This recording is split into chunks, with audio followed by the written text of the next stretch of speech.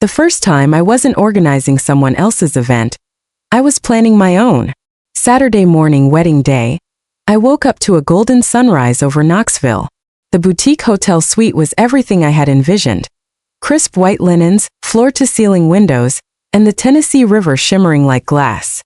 For the first time in months, I wasn't rushing to solve someone else's chaos. No planners, no vendor calls, no family pressures. Just me, a soft robe, and a steaming cup of coffee from the rooftop bar. I stood on the balcony, breathing in the quiet freedom. Stacy's ceremony was happening across town at the park, but I was done being their backup plan. Today I was choosing myself. I sank into a lounge chair, flipping through a magazine when my phone buzzed.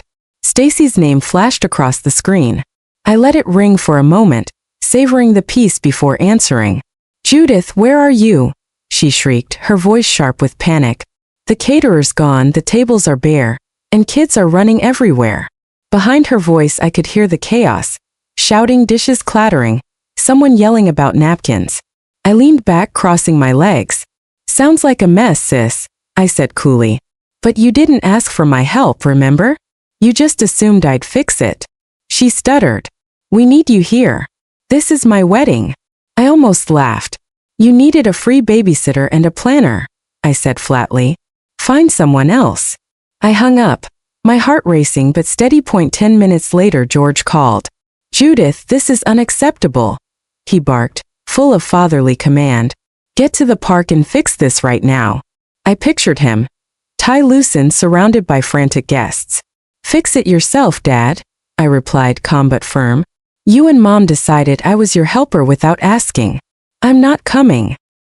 He began to argue, but I cut him off. "You created this mess. Deal with it." I ended the call, my hands trembling slightly, but my resolve unshaken. They had crossed a line, treating me like I existed for their convenience. Not anymore. I sipped my coffee, letting the calm settle around me. The hotel felt like a sanctuary. Soft jazz in the lobby, staff gliding by with polite smiles. I booked a massage for the afternoon, something I hadn't done in years. My phone buzzed again. Messages from Elizabeth, desperate and pleading. "Judith, please." I ignored them. Their crisis wasn't mine to fix. For once, I wasn't the one saving the day. I felt lighter, as if I'd shed years of guilt and expectation. Opening my laptop, I checked emails for a new client, a corporate gala I'd pitched the week before. Work grounded me, reminded me that my life was bigger than their demands. Around noon, Carol texted. She was in town covering a local festival. We met at the hotel's restaurant, a sleek space with brick walls and craft cocktails. Over salads, we talked about her latest article and my gala plans. "Heard the wedding's a disaster," she said casually, spearing a tomato. I shrugged, keeping it easy. "They'll figure it out." She nodded, not prying, and we moved on to brainstorming ideas. It felt refreshing. No pity, no drama, just normal conversation. My phone kept buzzing. More calls from Stacy, a voicemail from George, even a text from Mom saying, "This isn't you, Judith." I deleted them all. Their words didn't sting anymore. They just sounded hollow. I imagined the park. Guests wandering, no food, no decor, kids tearing through the gazebo. Stacy fuming in her white gown, George barking orders, Elizabeth trying to smooth it over. I felt no guilt. They'd assumed I'd bend, like always. But I wasn't their safety net anymore. For years I'd said yes to keep peace, thinking it meant love. Now I saw it clearly. It was a one-way street. I headed to the spa, melting into the massage chair as the therapist worked out years of tension I hadn't noticed. The air smelled of lavender, the music soft and low. For one blissful hour I forgot about the wedding entirely, and my phone stayed off, tucked safely in my bag. I wasn't hiding, I was living. Later I wandered through downtown Knoxville, stepping into a small bookstore to browse. I picked up a novel, something light and cheerful, and sat by the river with an iced tea in hand. The day finally felt like mine, not theirs. I wasn't just skipping a wedding.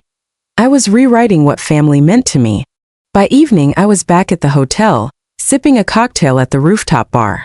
The city lights glittered below, and I felt a calm kind of strength. Stacy and George's calls had stopped, probably because they were too busy scrambling. I didn't care how they were managing it. I'd given them everything for years, time, energy, love, and they'd tossed it aside. Today wasn't about revenge, it was about respect for myself. I wasn't going back to being their doormat. I finished my drink, ready for whatever came next. The next morning my phone was flooded with messages. Most came from numbers I didn't recognize. Guests from Stacy's wedding, no doubt caught in the chaos I'd left behind.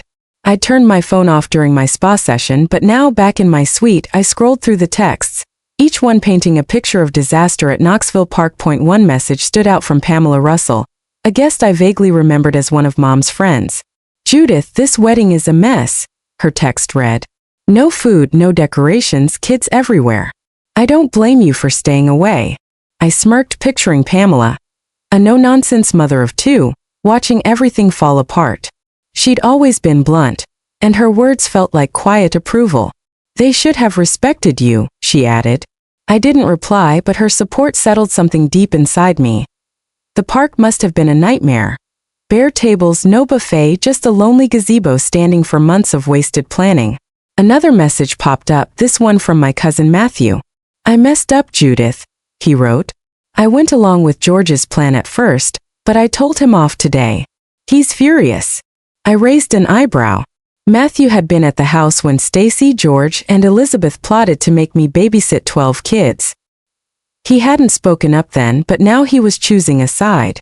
"You did the right thing," he added. I typed a short thanks, feeling a small flicker of connection. Matthew's fallout with Dad was a crack in their perfect front, and it felt good knowing someone finally understood. The real story unfolded through Pamela's follow-up messages. With no caterer, the guests had only a water station and a few bags of stale chips from a nearby convenience store. The 12 kids, completely unsupervised, had turned the park into a playground. Pamela described one boy knocking over a chair, another spilling juice on a woman's dress, and a few playing tag through the ceremony area.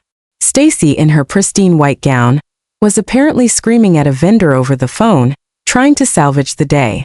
I could picture her, face flushed, veil askew, as the dream wedding she'd bragged about fell apart. George and Elizabeth weren't doing much better. Pamela said they'd scrambled to find a last-minute caterer, some fast food place willing to deliver sandwiches for 150 people. It cost them a fortune, around $3,000, based on what Pamela overheard from George's heated call with the bank.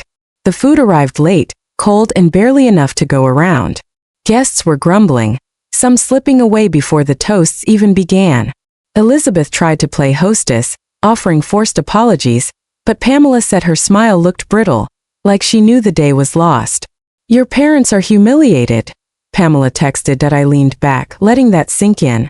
They had counted on me to make everything flawless, but without me the illusion crumbled. I didn't feel triumph, only quiet satisfaction. This wasn't revenge, it was consequence. Stacy had mocked my efforts, assuming I'd handle it all. George had barked orders like I was his assistant. Elizabeth had gone along, never questioning. Now they were paying for it, literally and emotionally. The guests leaving early was a blow to their pride, especially for Dad, who cared about appearances above all. I pictured him pacing, tie undone, muttering that none of this would have happened if I'd just shown up. But I hadn't, and that was the point. Matthew's second text offered more insight. "George blamed me for not warning him you'd bail," he wrote. "I told him he should have asked you first." I could imagine it clearly. Matthew, usually quiet, standing up to Dad's temper. The argument must have been loud, maybe even in front of guests, only adding to their embarrassment that I didn't reply this time. Matthew's choice to confront George was his own, but it showed the ripple effect of my stand. Their plan had backfired, and now they were turning on each other. Pamela sent one final message. "You're better off where you are." I nodded to myself, setting the phone aside. The hotel suite was calm, the river outside shimmering in the afternoon sun. I didn't need to be at the park to know the chaos was real. Stacy's perfect day was in ruins, and George and Elizabeth were left cleaning up the wreck they'd made. I'd spent years smoothing over their problems, but not this time. The wedding was their disaster to fix. 2 days later, I was sipping tea when the doorbell rang. I'd been back at my Knoxville home for only a few hours, unpacking from the hotel, my mind still humming with the freedom of yesterday. I glanced at the door expecting a package, but my stomach tightened when I saw Stacy through the peephole. Her face was drawn, no trace of her wedding day glow. I opened the door, cup still in hand, leaning casually against the frame. "What do you want, sis?" I asked, my tone flat. Stacy stepped inside without waiting for an invitation, her heels clicking against the hardwood. "We need to talk," she said, her voice a mix of fatigue and defiance. She stood in my living room, arms folded, still wearing the earrings from her wedding day. "Yesterday was a disaster, Judith. You didn't show up and everything fell apart." I set my tea down and met her gaze. "Sounds like you had a rough day," I said, letting the sarcasm hang in the air. She flinched but kept going. "I'm sorry, okay? I didn't mean for it to go that way. We just thought you'd handle the kids. You're so good at everything." I laughed sharp, bitter. "Good at everything? You mean good at cleaning up your messes for free?" I stepped closer, my voice steady but firm. "You, George, and Elizabeth decided I'd be your babysitter and planner without even asking me. That's not family, Stacy. That's disrespect." Her eyes widened, like she hadn't expected me to stand my ground. "We didn't mean it like that," she stammered. "We were stress planning the wedding and thought you'd want to help." I shook my head slowly. "You didn't think about what I wanted. You just assumed I'd fall in line like always." Stacy's face crumpled and her tone softened. "I'm your sister," she said quietly. "We've always been there for each other. Can't we just move past this?" For a second I felt a pang, flashes of late-night talks, her leaning on me through heartbreaks, but it wasn't enough. "You were there for me when it was convenient," I said. "But when I gave everything for your wedding, you laughed it off and piled more on. I'm done being your safety net." She opened her mouth, but I cut her off. "No, Stacy. You don't get to guilt me into fixing this. You made your choices. Now live with them." She stood there in silence, her hands twisting nervously. "Mom and Dad are upset too," she said finally, her voice barely above a whisper. "They're saying you ruined everything." I didn't flinch. "They ruined it when they treated me like their errand girl," I said evenly. "If they're upset, that's their problem, not mine." Stacy's eyes shimmered with tears, but I didn't soften. I'd spent too many years swallowing pain to keep the peace. "Not anymore." "You should go," I told her, nodding toward the door. She hesitated, then turned and left, her footsteps echoing until the door clicked shut.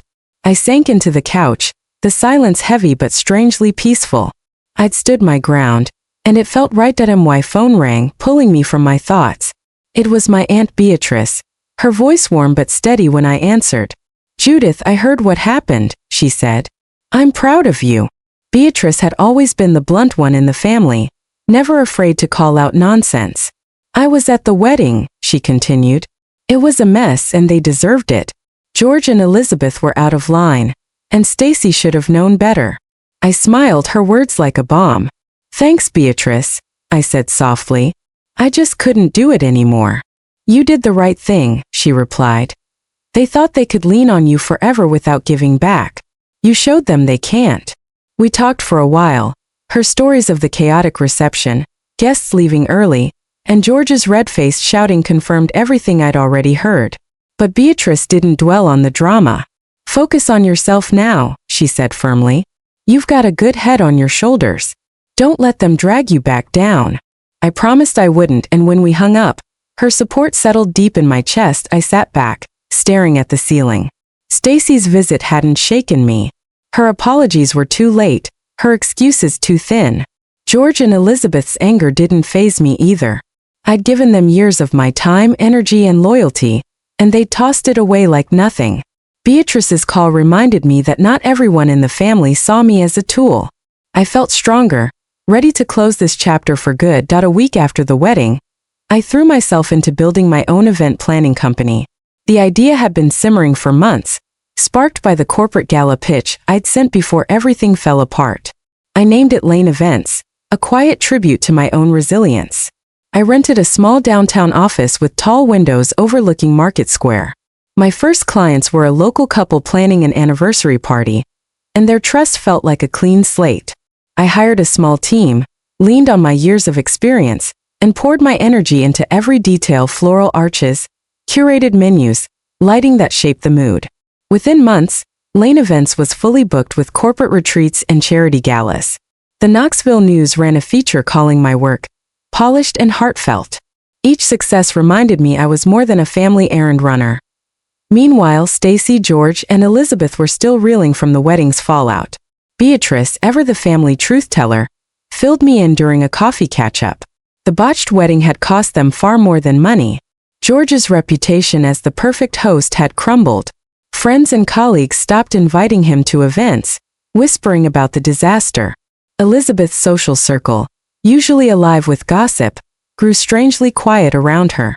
They'd spent $3,000 on last-minute catering, but the real damage went deeper. Beatrice told me they borrowed money to cover the costs, straining their finances even more. "They're still licking their wounds," she said, stirring her latte. "But they brought it on themselves." Matthew, my cousin, had pulled away too. After his argument with George at the wedding, he stopped showing up to family dinners. Beatrice said he'd called her, venting about how George kept trying to blame everyone but himself. "He's done with them too," she said simply. Their isolation was a stark contrast to my new direction. I wasn't gloating, but I felt a quiet vindication. Their plan to use me had backfired, leaving them to face the consequences, financial, social, and personal. The lesson was clear. Respecting myself had to come first. For years I'd let Stacy, George, and Elizabeth take advantage of me, believing it was just part of being family. I'd planned their events, solved their problems, and swallowed my resentment to keep the peace. But family doesn't mean being a doormat. Their lack of respect cost them dearly, not just in money, but in trust from relatives like Beatrice and Matthew, and in the respect of their community that I learned that saying no, setting boundaries, wasn't selfish. It was survival. Their actions, assuming I'd carry their burdens without question, had led directly to their downfall. A ruined wedding, strained finances, and fractured relationships. I didn't need their approval to thrive. Lane Events was proof of that. Days filled with client meetings, venue tours, and late-night brainstorming sessions. I'd built something real, something they couldn't touch. Beatrice's support, Matthew's courage, even Pamela's blunt texts from the wedding day reminded me I wasn't alone. There were people who saw my worth, people who didn't expect me to bend over backward for nothing.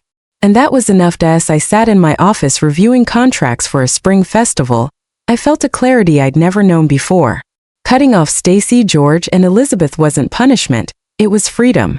I wasn't waiting for apologies or hoping for change. I was done carrying their weight. My life was finally moving forward and I was building it on my terms. Thank you for staying with my story.